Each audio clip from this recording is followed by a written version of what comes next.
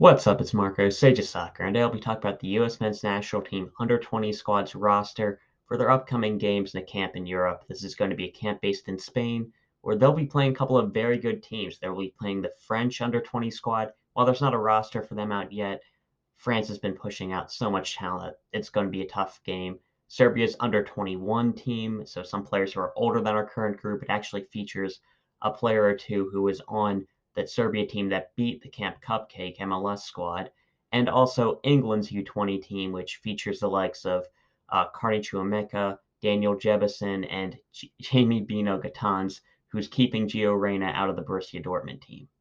To quote the great Haley Williams, "You're not the big fish in the pond no more, you're what they're feeding on."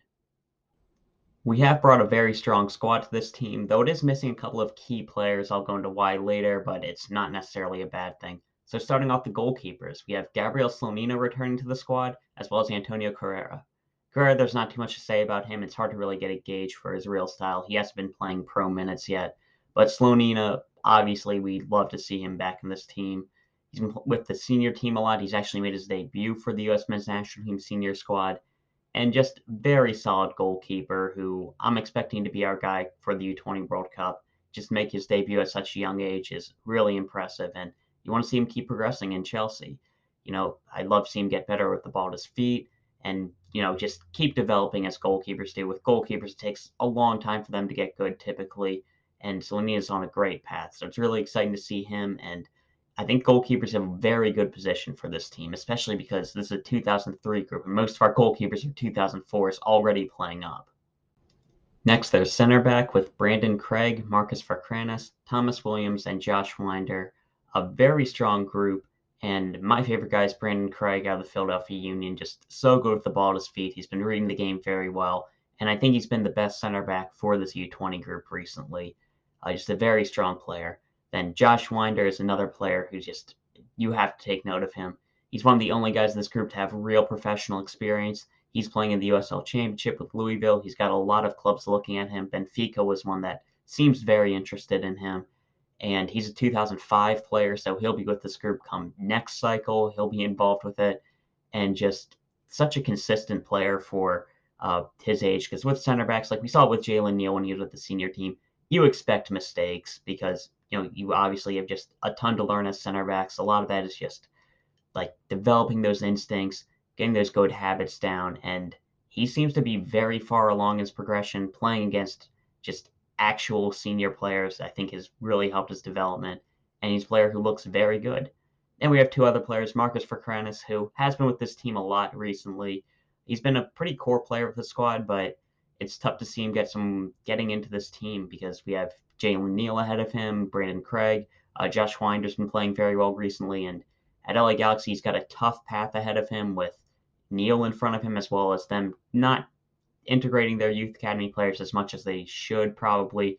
We have a couple guys on this team like Alejandro Alvarado and Murcia Cuevas who moved on from LA Galaxy because they weren't going to get an opportunity.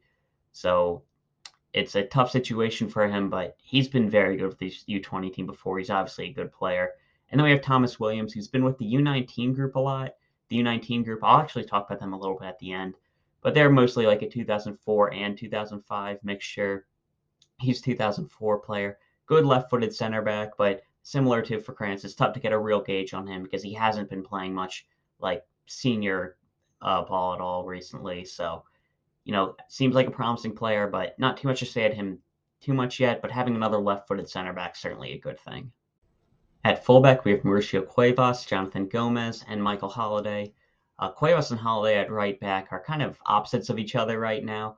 Cuevas was coming in with a good amount of hype for this team. He's been the captain a lot of times, but his career has kind of stalled out at Club Brugge. And despite the talent that he has, he's been a good player for us in the past. He has the versatility to play on the left-hand side as well, which was very good when we were struggling to get Wiley and Gomez into this team. Not as much of a big deal right now. But, we see how good he is as an attacking player, but he's in a bit of a tough situation at Club Brugge. Another guy who, probably the right idea to leave LA Galaxy, especially with Araujo in front of him at the time. But didn't end up working out the greatest for him. We'll have to see how he ends up progressing probably next year with Club Brugge, but not in the best situation right now. And then we have Michael Holiday, who, he obviously was playing well for us. I mean, the US U20 team just dominated. They called him the big fish in the pond for a reason. They looked good in every game they had, but I think he was considered one of the weaker players for the U20 team. But he's made a ton of strides recently for Orlando, and he's one of the only players in this group who's a locked-in starter at any level. And he's been looking pretty good in MLS action, and even in CONCACAF Champions League. And he seems to be a very good player. And despite not having as much pedigree heading into this cycle, he should probably be the starter right now, just going off of how well he's been playing. And then we have Jonathan Gomez, who another player who's made his debut for the U.S. senior team. He's another guy whose career has stalled out a little bit. He's at Real Sociedad's B team, and not playing at too high of a level right now. But I like that he's playing in good training sessions, and I think there's a decent chance he could break through to their senior squad next year. And I'm not too concerned about him, but I think that a lot of the hype for him has died off a bit, especially as Caleb Wiley has emerged as probably the top player at the left back position in this group. So his huge dual national battle with Mexico, its priority went down a little bit, but he's still a very talented player. But I think Caleb Wiley has passed him a little bit, and it'll be interesting to see how he does this camp against a couple of really good players his own age. Then we have the midfield of strength of this team: Alejandro Alvarado, Rokas Puskas, Obed Vargas, Jack McGlynn, and Owen Wolf. Owen Wolf coming in for his brother Tyler, who's not with the team this time. But this has been such a strong part of this team, dominating possession just about every game they played.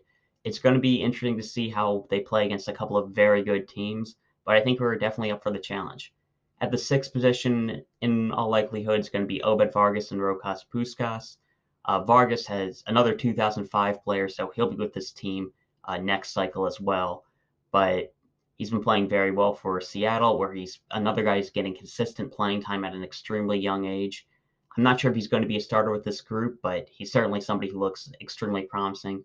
Rokas Puskas is somebody who has been playing the six for this squad, and I actually don't think that's his preferred position. I'd like him further up the field, but he's doing a job for us. He does make some mistakes at the six, which I think just happens when you put a player in a position they're not as comfortable in.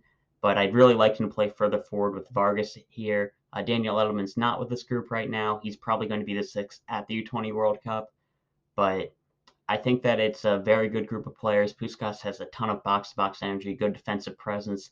Vargas, I feel like right now he's kind of like a jack of all trades, where he doesn't excel at anything really, but he just does a lot of little things very well. He's got good energy to cover defensively, decent on the ball, and that's very good to have when you're just such a young player. He doesn't have any real weaknesses to his game, and I think that can really help him push forward to a higher level. And then we've got the guys who are going to be playing a bit further forward, probably the eight, where we have Alejandro Alvarado, who he's not playing the most in Portugal right now. Again, LA Galaxy guy who had to leave the club, but he's looked so good with this U20 team. Another box-to-box presence. He's been very good in the final third, popping up with goals and assists.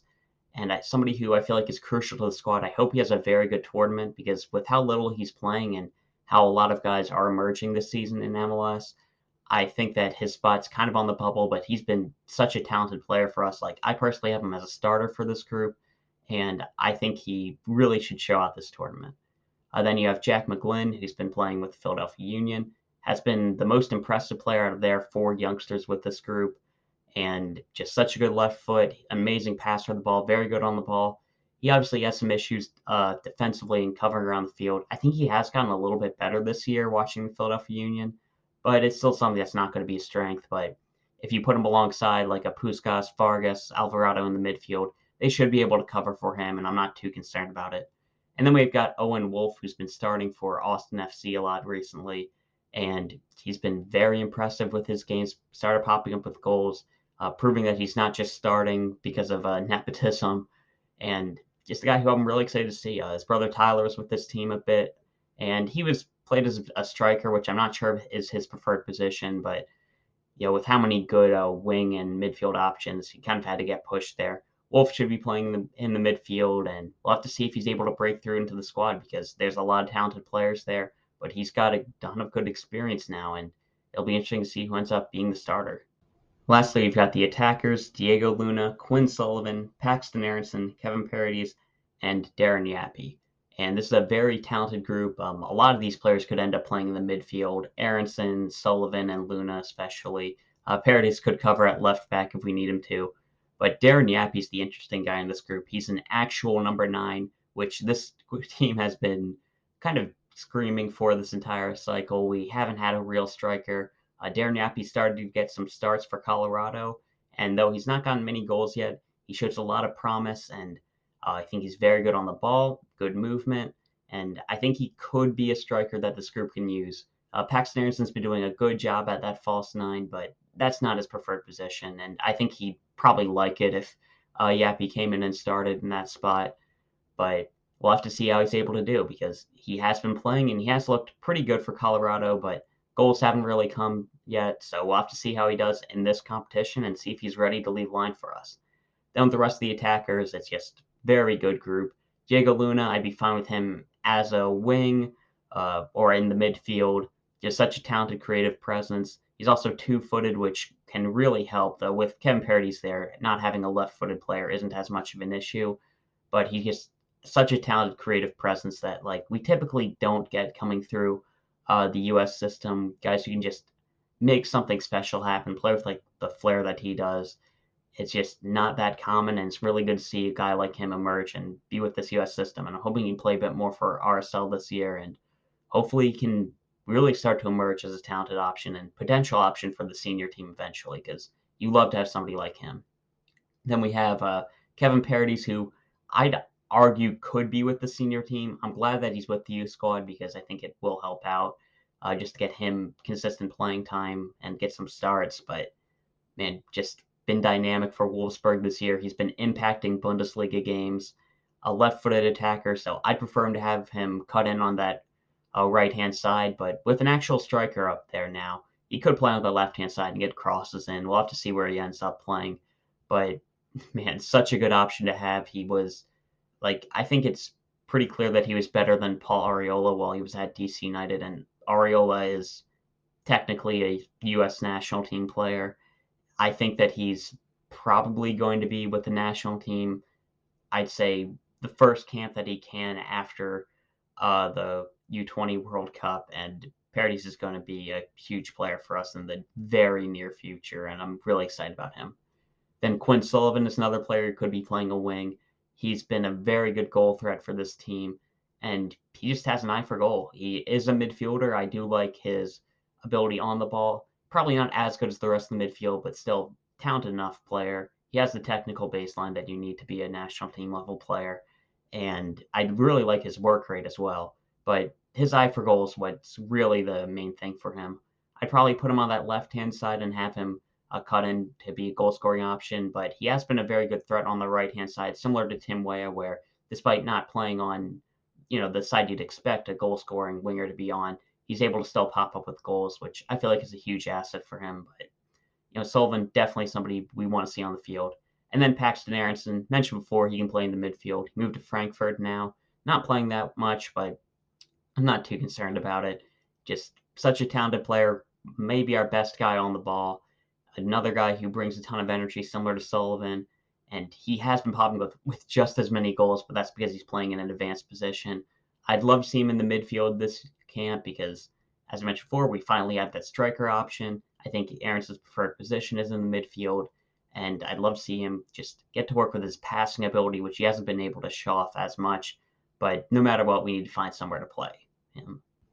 And then there are a lot of core players to this squad who are just unavailable, likely because they haven't been released by their clubs, which I think is more of a good thing.